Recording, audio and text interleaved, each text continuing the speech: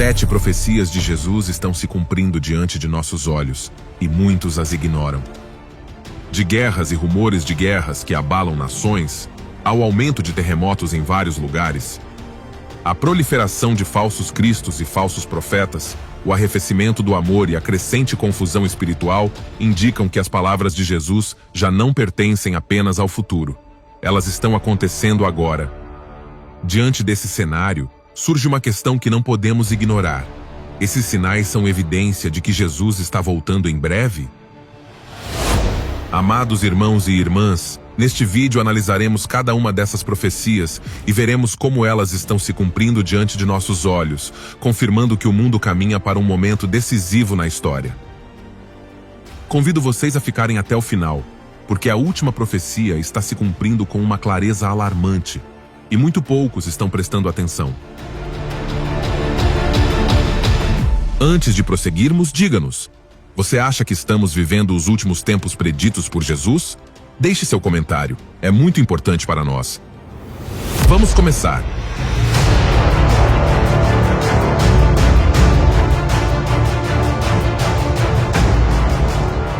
Número 1. Guerras constantes e rumores de guerras. Ao longo dos evangelhos sinópticos, Jesus adverte seus discípulos sobre uma série de sinais que precederão o fim dos tempos, entre os quais estão guerras e rumores de guerras. Vamos ler em Mateus capítulo 24, versículo 6.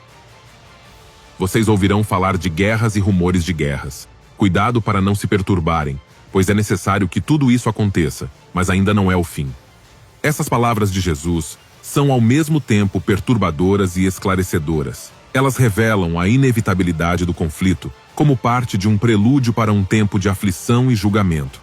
Eles não são apresentados como acidentes isolados na história, mas como sinais que marcam o desenvolvimento dos eventos finais.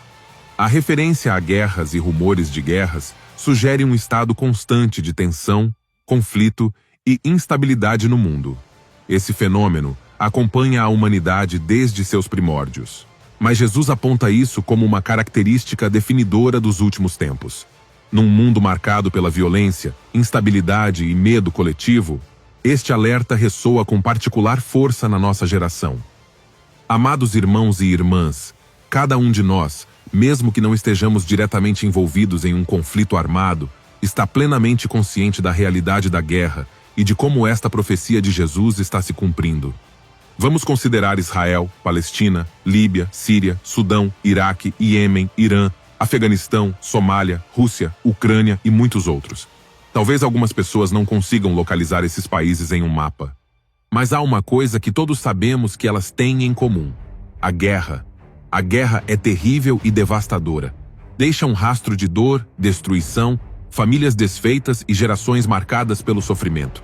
É essa dura realidade que Jesus tem em mente quando diz: e vocês ouvirão falar de guerras e rumores de guerras. O Senhor emprega aqui uma forma intencional de repetição.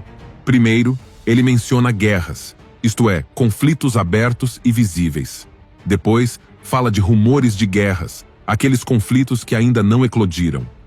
Mas elas nascem de decisões políticas, tensões diplomáticas, ameaças e da preparação militar das nações. Hoje, essa profecia está se cumprindo diante de nossos olhos de forma ainda mais evidente devido aos avanços tecnológicos. A humanidade desenvolveu armamentos com um poder destrutivo jamais visto na história. Uma única decisão, um erro ou uma escalada mal calculada, podem desencadear consequências irreversíveis. Nunca antes as guerras em potencial tiveram um alcance tão global ou um impacto tão imediato em toda a humanidade. Os rumores de guerras já não se restringem a regiões distantes, são anunciados em tempo real, discutidos em fóruns internacionais e geram medo em escala global. Por exemplo, vemos Israel envolvido em conflitos constantes com seus vizinhos no Oriente Médio. E embora muitos líderes, como Donald Trump, Jared Kushner e outros, tenham tentado mediar uma cessação das hostilidades, seus esforços foram em vão. Isso nos mostra que os seres humanos e organizações como as Nações Unidas não podem resolver o problema da guerra. De fato, não haverá paz no mundo até que o príncipe da paz venha. Entretanto, a profecia de Jesus precisa se cumprir, assim como estamos vendo acontecer em nossos dias. Número 2. Falsos cristos. Amados irmãos e irmãs, um falso Cristo ou um falso Messias é alguém que alega ser o enviado de Deus para salvar a humanidade. Em Mateus, capítulo 24, versículo 5, Jesus diz: Porque muitos virão em meu nome, dizendo, Eu sou o Cristo, e enganarão a muitos. Estamos realmente vivendo nos últimos dias. Essa advertência de Jesus é evidente hoje, pois vemos falsos cristos surgindo. Vamos considerar alguns deles. Primeiro, Henri Cristo. Henri Cristo, cujo nome verdadeiro é Álvaro Thaís, é uma figura brasileira que desde a década de 1980 se proclama a reencarnação de Jesus Cristo. E é amplamente considerado um falso Cristo pelas igrejas cristãs, autoridades religiosas e analistas sociais. Álvaro Thaís nasceu em 1948 em Indaial, estado de Santa Catarina, Brasil. Antes de assumir a identidade de Henri Cristo, levava uma vida comum, exercendo diversas profissões. Até que ele alegou ter tido uma revelação sobrenatural na qual, segundo ele, Deus lhe ordenou que mudasse seu nome para Henri Cristo, em referência ao título colocado acima da cruz de Jesus nos Evangelhos. Jesus de Nazaré, Rei dos Judeus. A partir desse momento, ele começou a se apresentar publicamente como o Messias que retornou. Henri Cristo nega doutrinas centrais do cristianismo bíblico. Ele afirma que Jesus não morreu para redimir a humanidade do pecado, rejeita a Trindade, desacredita grande parte da Bíblia e sustenta que muitas das palavras de Cristo foram mal interpretadas ou manipuladas. Ele próprio declara que seus ensinamentos substituem as Escrituras, colocando-se acima da revelação bíblica, o que contradiz diretamente a mensagem de Jesus nos Evangelhos. Ao longo dos anos, ele fez inúmeras declarações extravagantes, incluindo supostas profecias, interpretações pessoais sobre o fim do mundo e alegações sobre sua autoridade divina. Ele também anunciou datas para eventos apocalípticos que nunca aconteceram, o que o descredita até mesmo sob critérios bíblicos, visto que as Escrituras ensinam que quando uma profecia não se cumpre, aquele que a profere não vem de Deus. Henri Cristo vive atualmente em uma espécie de comunidade fechada no Brasil, conhecida como Supremo Tribunal da Santíssima Trindade, juntamente com um pequeno grupo de seguidoras que ele chama de discípulas. Ele veste túnicas brancas, tem barba e cabelo comprido, imitando deliberadamente a iconografia tradicional de Jesus, o que faz parte de sua estratégia de imagem pública. O segundo lugar ficou com Alan John Miller. Miller, que mora na Austrália, é um ex-testemunha de Jeová e líder do movimento conhecido como Verdade Divina.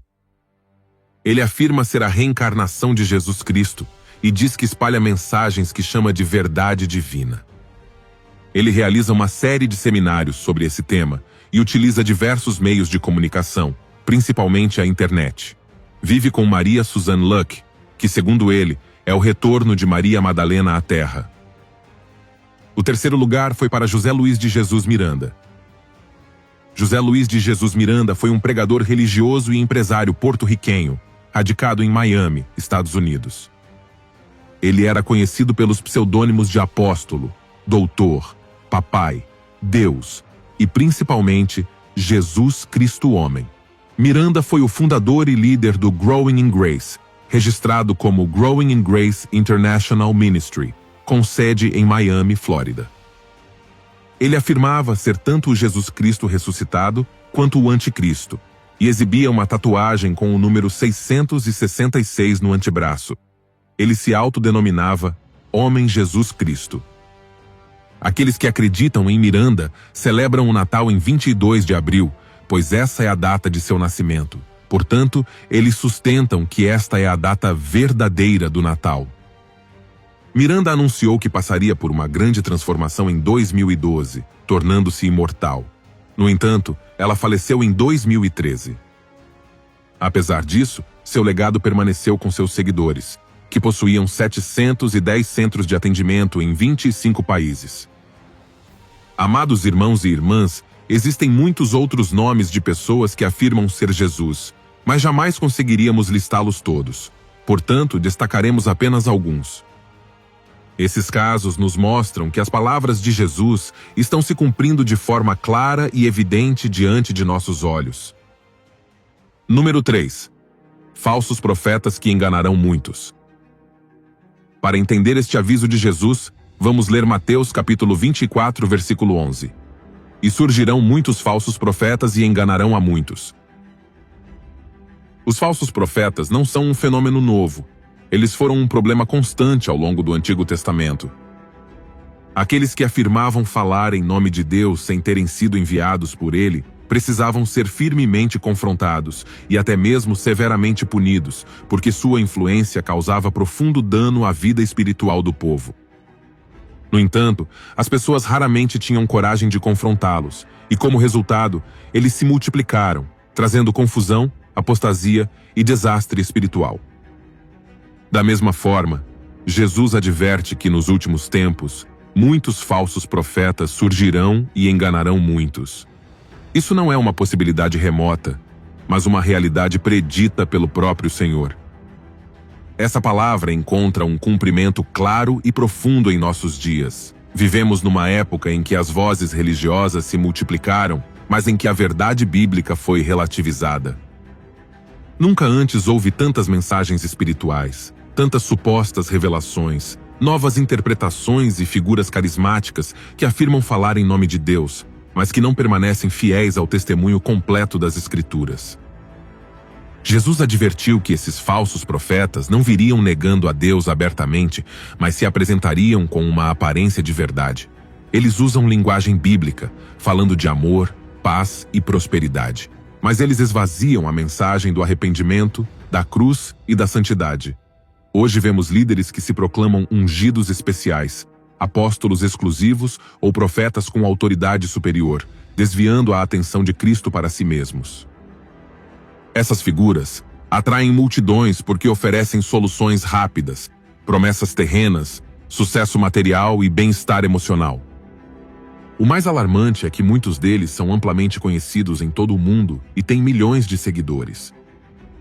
Dessa forma, cumpre-se também a advertência do apóstolo Paulo, quando ele disse que chegaria o tempo em que as pessoas não suportariam a sã doutrina, mas, segundo seus próprios desejos, buscariam mestres que lhes dissessem o que queriam ouvir. Amados irmãos e irmãs, os falsos profetas de hoje não nos chamam a morrer para o pecado, nem a nos submetermos ao senhorio de Cristo. O engano reside não apenas no que dizem, mas também no que omitem. Eles permanecem em silêncio sobre o julgamento, evitam falar de obediência, fogem da abnegação e se esquivam da fidelidade à verdade quando ela os confronta. Apresentam uma mensagem confortável, mas não transformadora. Isso se encaixa perfeitamente com a advertência de Jesus, porque o engano mais perigoso não é aquele que se apresenta como trevas, mas sim aquele que se disfarça de luz. O apóstolo Paulo confirmou isso quando afirmou que Satanás se disfarça de anjo de luz e seus ministros de ministros da justiça. A tecnologia e as redes sociais amplificaram esse fenômeno. Hoje em dia, um falso profeta não precisa de uma igreja física para enganar muitos.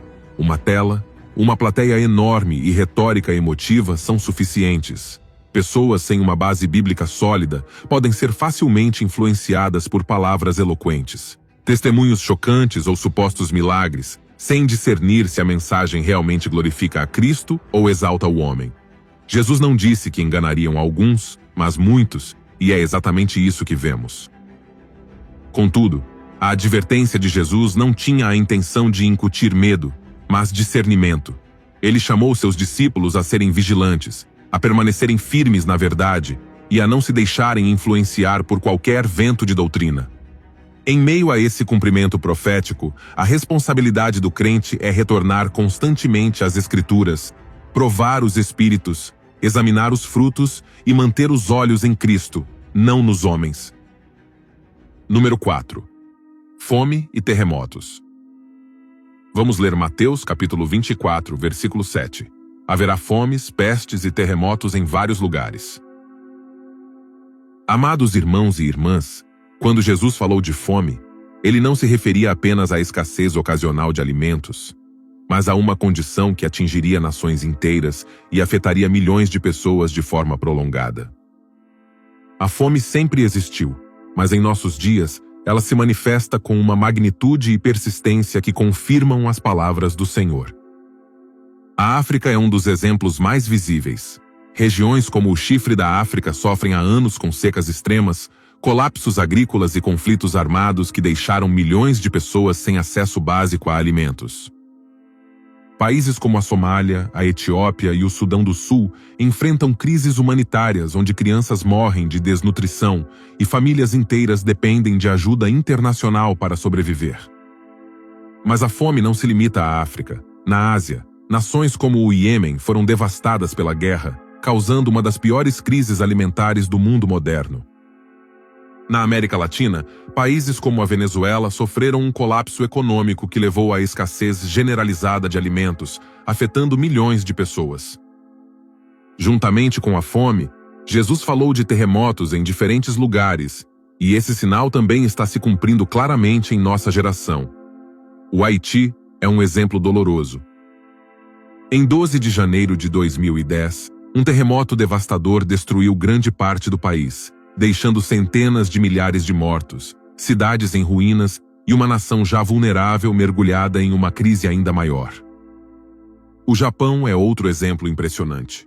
Em 11 de março de 2011, um poderoso terremoto seguido de um tsunami atingiu a região de Tohoku, causando uma catástrofe sem precedentes e lembrando o mundo de que nem mesmo a tecnologia mais avançada pode garantir segurança absoluta contra a força da Terra. A Turquia é outro exemplo recente e convincente. Em 6 de fevereiro de 2023, uma série de terremotos devastadores arrasou cidades inteiras, causando imensa destruição e afetando milhões de pessoas em questão de minutos. Podemos também mencionar os terremotos no Chile, México, Indonésia e outras regiões do mundo, onde populações inteiras viram suas vidas mudarem radicalmente em um instante. Esses eventos não fazem distinção entre ricos e pobres, crentes e não crentes. Eles abalam toda a humanidade e revelam quão frágil é tudo aquilo em que o homem confia. Amados irmãos, ao considerarmos isso, notamos que a profecia de Jesus sobre terremotos e fomes coincide claramente com os acontecimentos de hoje. Número 5. Perseguição e ódio contra os cristãos. Parece haver um ressentimento mundial contra o cristianismo nos dias de hoje. Tudo indica que essa realidade faz parte dos sinais que anunciam o fim desta era e a proximidade da segunda vinda de Cristo. Os discípulos perguntaram diretamente ao Senhor: qual será o sinal da tua vinda e do fim dos tempos? Jesus não lhes deu apenas um sinal, mas muitos, revelando as características que marcariam o fim daquela era. Entre elas, uma das mais claras e proeminentes foi a perseguição e a discriminação contra aqueles que escolheram segui-lo fielmente. Vamos ler Mateus capítulo 24, versículo 9. Então eles vos entregarão à tribulação, e vos matarão, e sereis odiados por todas as nações por causa do meu nome. Amados irmãos e irmãs, estamos entrando em uma era de perseguição religiosa sem precedentes contra os cristãos. De acordo com a Lista Mundial de Vigilância de 2024, compilada pela organização cristã evangélica Portas Abertas, mais de 365 milhões de cristãos em todo o mundo sofrem altos níveis de perseguição e discriminação por causa de sua fé. A Coreia do Norte continua sendo o país mais hostil para os cristãos, seguida por nações como Somália, Líbia, Eritreia e Iêmen, que ocupam os primeiros lugares devido à intensa pressão e violência exercida contra as comunidades cristãs. Este relatório, que evoluiu desde a sua criação em 1993 para oferecer uma visão abrangente das adversidades enfrentadas pelos crentes, o texto também destaca situações extremamente graves em países como Nigéria, Paquistão, Sudão, Irã e Afeganistão, onde não existe apenas violência direta, mas também opressão diária e sistemática. Além disso, as ditaduras comunistas na América Latina têm se tornado cada vez mais hostis ao cristianismo. A Nicarágua não é exceção. O país subiu 20 posições na Lista Mundial de Vigilância de 2024, demonstrando como a repressão à liberdade religiosa pelo governo Ortega se tornou mais aberta e explícita. No entanto, a perseguição nem sempre se manifesta de forma violenta. Em outras nações, especialmente no Ocidente, o ódio contra os cristãos assume formas mais sutis, mas igualmente reais. A fé bíblica é ridicularizada, marginalizada e retratada como intolerante ou retrógrada. Aqueles que defendem os valores do Evangelho são discriminados, censurados ou pressionados ao silêncio. Há uma tentativa de excluir a voz cristã da esfera pública e de promover uma cultura onde a verdade bíblica é rejeitada, porque confronta o pecado e chama ao arrependimento. Jesus advertiu que esse ódio teria uma causa clara: o seu nome. Não se trata simplesmente de uma rejeição a uma religião, mas de uma rejeição à autoridade de Cristo e à sua verdade. Este aviso não foi dado para desencorajar a igreja, mas para prepará-la. Os crentes não devem se surpreender com o ódio do mundo, pois o próprio Jesus foi rejeitado antes de nós. Em meio à perseguição, a igreja é chamada a permanecer firme, a amar até mesmo aqueles que a perseguem e a dar testemunho com uma fé genuína, fiel e perseverante. Número 6. O esfriamento do amor. Vamos ler Mateus, capítulo 24, versículo 12. E por se multiplicar a iniquidade, o amor de muitos esfriará. No texto original, a palavra que Jesus usa para amor é ágape, e isso é profundamente significativo. Este versículo é frequentemente usado de forma genérica, como se Jesus estivesse falando do mundo em termos emocionais, dizendo que as pessoas não se amam mais. No entanto, essa interpretação está incorreta. Jesus não está simplesmente descrevendo uma crise social, mas uma realidade espiritual que afeta diretamente o seu povo. No Novo Testamento existem várias palavras para amor. Eros refere-se ao amor carnal. Storge descreve o amor familiar. Filho fala de afeição fraternal. Mas Jesus não usa nenhuma dessas expressões. Ele usa ágape, o amor que vem de Deus e define a relação viva entre Deus e a sua igreja. Ao estudarmos o amor ágape, compreendemos que não se trata apenas de um sentimento que Deus possui, mas da própria essência do seu ser. Deus é amor.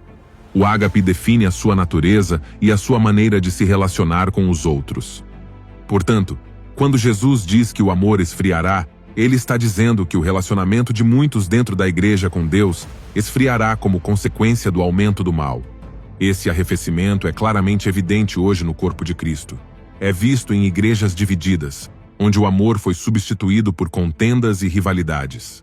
Manifesta-se em fofocas, calúnias e palavras ofensivas que destroem a comunhão e extinguem o espírito. É evidente no orgulho espiritual, quando o eu ocupa o lugar que pertence somente a Cristo. É notório quando há mais interesse em cargos, títulos ou reconhecimento do que em servir com humildade. Também fica evidente quando a sensibilidade em relação ao pecado e ao próximo se perde. Consciências que antes eram sensíveis agora se endurecem. A correção bíblica é rejeitada, a exortação é vista como um ataque e a verdade é sacrificada para evitar conflitos. O amor ágape, que busca restaurar, perdoar e edificar, começa a esfriar em meio à iniquidade tolerada dentro da própria igreja. Um exemplo claro dessa realidade encontra-se em Apocalipse, capítulo 2, na carta à igreja em Éfeso. O Senhor reconhece o trabalho deles, a perseverança e o zelo. Era uma igreja ativa e doutrinariamente sólida. No entanto, o Senhor lhes disse: "Mas tenho contra vocês o seguinte: vocês abandonaram o amor que tinham no princípio." Primeiro amor não se refere simplesmente ao início da fé, mas ao melhor do amor. A palavra primeiro, no original, significa excelente, superior. O Senhor estava lhes dizendo: vocês deixaram o melhor do seu amor para mim. Eles não haviam abandonado a atividade religiosa, mas haviam perdido a intimidade. Não haviam abandonado a doutrina, mas haviam negligenciado os relacionamentos. A mesma coisa está acontecendo hoje. Muitos continuam a se reunir, servir e trabalhar, mas o amor ágape esfriou. A oração se torna rotina, a palavra deixa de arder em seus corações e a comunhão enfraquece. A multiplicação do mal no coração, orgulho, dureza, falta de perdão, acaba afetando o relacionamento com Deus e com os irmãos. Assim, cumpre-se a advertência de Jesus. O arrefecimento do amor não é um problema externo, mas um sinal que afeta diretamente a igreja. Amados irmãos e irmãs, que este seja um chamado urgente para examinarmos nossos corações e retornarmos ao nosso primeiro amor, ao melhor amor, a um relacionamento vivo, humilde e restaurador com Deus. Porque quando o amor ágape permanece aceso na igreja, as divisões são curadas, as consciências são restauradas e o nome de Cristo é exaltado acima de tudo. Número 7. O Evangelho do Reino será pregado em todo o mundo.